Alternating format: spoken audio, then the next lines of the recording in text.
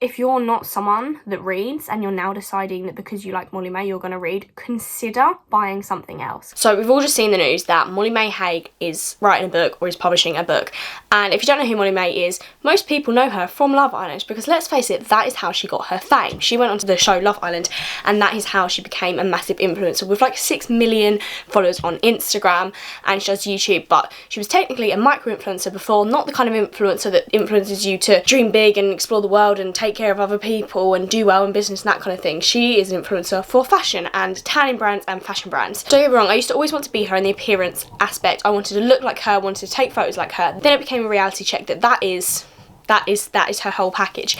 And so when she went on Stephen Bartlett's Diary of a CEO podcast, she went viral because she basically said everyone's got the same 24 hours and basically tried to say that everyone's in the same position. So if you're poor, just get rich. If you're homeless, just get a house, that kind of thing.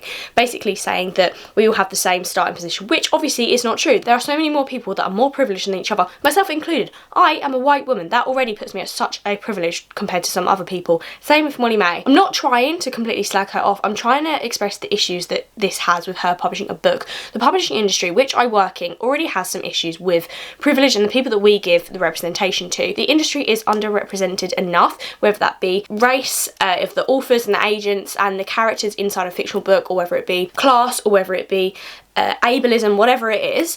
And so giving this space of a massive book to be published by Ebury from a really wealthy 22-year-old or something, it just seems insane, because the issue with it is it's not a fiction book, it's not a children's book, it's her memoir, it's her book called Becoming Molly Mae, which is kind of crazy because, like, I haven't read it, but Michelle Obama's book is called Becoming Michelle Obama, which I think is totally different. How can Molly Mae say Becoming Molly Mae? No offence, but I say no offence, she's 22 and she got her fame from Love Island. Like, it is as simple as that. How can you become Molly Mae? Like, that is how she did it. On her interview, she said, like, oh, you know, I really worked for it, I worked my arse off. And we've all seen she hasn't. She got very lucky, she got pretty, she has pretty privilege, and that is how she became a millionaire, basically. And then she got creative director of PLT overnight, and that is how she became who she is. And that's not to slate her off, you know, she's probably absolutely living her best life.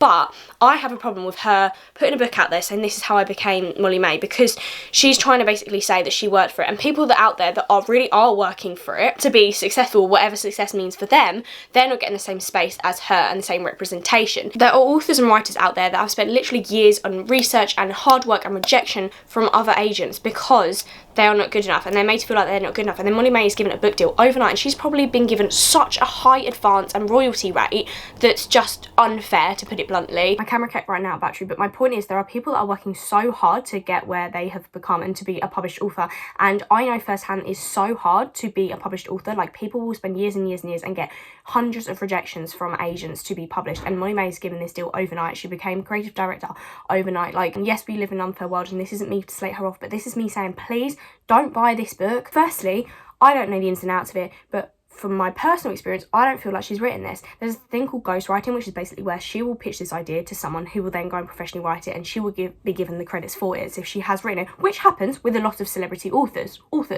And she said on her story something like she's been working on it for many months, which is a very short amount of time. I work in the publishing industry and I want all the people around me to be reading as much as possible. I'm always advocating for reading more, whether you're children, adult, whatever, read more, but read more diverse books, read more from people from different backgrounds, read memoirs from people that will offer you a wealth of knowledge, experience and expertise, which I don't think this is going to offer you. I haven't read it yet, it's only just been announced that this book deal has happened, but I don't feel like that is what this is going to do. It's like a £20 book, and that means for every £20 she's going to get a percentage of those sales. I feel like if you're going to read a book, don't make it be this one, because there are just so many issues with it, like all the quote tweets from this and stuff as well. Like, have a look on the bookseller Twitter and see all the quote tweets, because that will explain to you what is wrong with this book. As I said, I want everyone to be reading, but if you're going to be reading a book, please just don't let it be this one. You're essentially contributing to that, whether you are a massive fan or not. If you buy that book, you're contributing to her wealth, you're contributing to her success.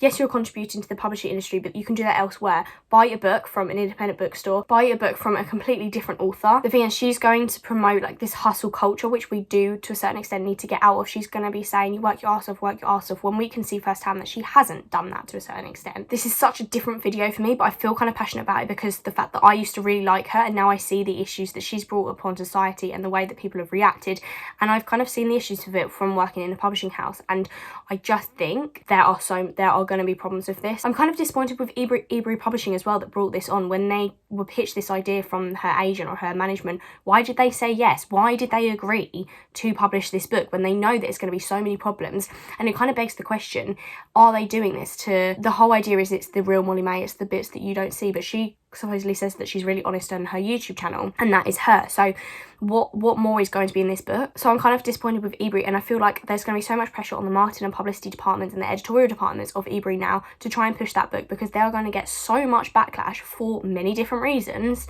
And for what? For what? It's such a weird thing. And as I said, this isn't a normal kind of like video for me, but I do feel kind of weird about it because of the fact that I used to like her, and now it's just it's the representation, it's the privilege, and it's the contribution to that success of an already millionaire. And I feel like it's going to be bought by the people that shouldn't be reading it. It's going to be bought by the white girls in society. It's going to be bought by white teenagers that look up to her as a role model, and maybe something that she says in this book isn't going to be correct, and it won't have been copy edited properly, and those teenagers are going to be believing that, and it's putting the wrong message out there. There are so many other better non-fiction memoirs out there. As I said, I've not read this book, and I feel like at the end of the day, I can't control what you do, but please note that when you buy this book, you're not just spending £20. That is contributing to something else. That is contributing to a lack of representation in this industry. It's whether it's class, whether it's race, all kinds of privilege. You're contributing to so much more. Like, I can't explain it more than that. I'm not very good at explaining things. But if you're not someone that reads, and you're now deciding that because you like Molly Mae you're going to read, consider buying something else. Consider buying a memoir from someone else that's had more years of life experience, more years of work experience. Reading matters. There are huge benefits to it, and I've got a video on the benefits of reading, and I wouldn't ever dissuade someone from reading. I'm just saying consider buying something else. If you want different book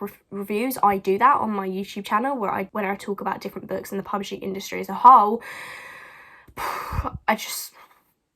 What is going on? What is going on? I didn't see this coming. When I saw that Ebury tweeted it, I kept looking. There were no likes. For about 5 hours, there were no likes coming in. And even now, the next day, there's like 2 retweets, and that's it.